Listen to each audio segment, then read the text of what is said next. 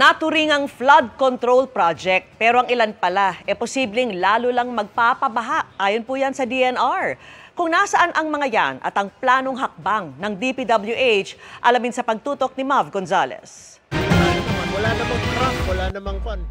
Sa pagdinig ng panukalang 2026 budget ng Department of Public Works and Highways sa Senado kanina, isiniwalat ng Department of Environment and Natural Resources o DENR na may mga maanumalyang proyekto silang nakita sa pamamagitan ng satellite imagery. Isa rito ang umano'y isang flood control project sa Laguna de Bay na sa halip na kontrolin ng pagbaha, lalo pa itong pinalalala. Nang usisain kasi, lumabas na hindi ito flood control kundi isang reclamation project. This is a flood control project within Laguna de Bay. But if you look at the satellite images, they are actually reclamation projects within the lake right along C6. And so this is a different kind of issue because there are much more permits, environmental impact. Maybe it even causes further flooding within the Laguna Lake area when you do reclamation projects.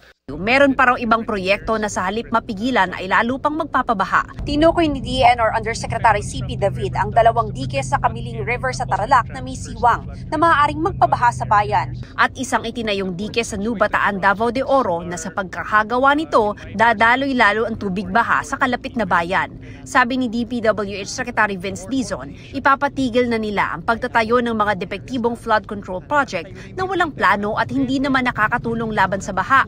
Baka nga raw kailangan pambaklasin ang ilang nagawa na. Maybe we might even need to dismantle some of those flood control projects because of their net harmful effects to the communities. Sabi naman ni Dizon, maingat itong pag-aaralan dahil may patakaran ng Commission on Audit na hindi basta pwedeng mag-demolish ng proyekto sa loob ng ilang taon. Samantala, sa mahigit 700 gustong papondohan ulit ng Department of Public Works and Highways o DPWH sa 2026. Kahit tila na pondohan na ngayong 2025, halos 800 ang pinareview ng DPWH at natuklasang itinutuloy pa kasi. Kukuhanan po ng litrato, no, ng dated at tagged photos para makita po na unang-una sa sarili nating mata, makikita natin na hindi pa tapos yung proyekto, no, at merong continuation. Nagmukha lang umanong umuulit dahil generic ang pangalan ng mga proyekto na lampas 11 bilyong piso ang halaga. Sinita rin sa Senado kanina ang lumobong pondo para sa farm-to-market roads. Mula kasi 16 billion pesos na hinihingi ng ehekutibo sa 2026, dumoble ito sa 32 billion pesos sa bersyong ipinasa ng Kamara. Ayon sa Department of Agriculture, kung hindi nila i-validate ay hindi maipatutupad ng DPWH ang mga proyekto. For validation pa po, Mr. Chairman, some of those FMRs. So yung natitirang 8 billion, wala to sa network plan? Wala pa po ngayon sa network plan. Kung hindi ma-validate hanggang Biyernes ang mga questionabling proyekto, ay tatanggalin na ito sa popondohan para sa 2026. Para sa GMA Integrated News, Mav Gonzalez, nakatutok, 24 oras. Tinuldukan na ng Ombudsman ang pag-asa ng mag-asawang Diskaya na maging state witness kaugnay ng anomalya sa mga flood control project. Punto ng Ombudsman, paano sila magiging state witness kung sila umano ang mga nasa sentro ng katiwaliang iniimbestigahan at ayaw pang makipagtulungan? Nakatutok si Salima Refran. Sir, what about the Diskayas? The Diskayas, due to their uncooperative behavior now, there's absolutely no chance that they can even become state witnesses anymore. Isinara na ng Office of the Ombudsman ang pagkakataong maging state witnesses sa mag-asawang Curly at Sara Diskaya sa mga kaso kaugnay ng mga maanumalyang flood control projects. Tanong ng Office of the Ombudsman, paano magiging state witnesses ang mga nasa sentro mismo ng operasyon para kumikbak sa mga proyekto ng DPWH? Kasi lahat po talaga ng kabalastugan ng DPWH pinasukan na talaga ng Diskaya eh. So I don't think they're in any position to bargain with the government, especially with their status as state witness.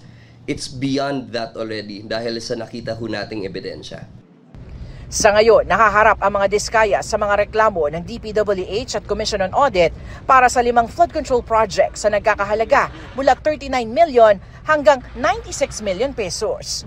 Kapwa respondent nila sa mga reklamong ito ang Sims Construction at Wawaw Builders at mga opisyal ng DPWH First Engineering District of Bulacan. Sinusubukan pa namin kunin ang panig ng mga diskaya. Samantala, inaasahang haharap naman sa fact-finding investigation ng Ombudsman si dating DPWH Undersecretary Roberto Bernardo, lalo na sa partisipasyon ng mga mambabatas.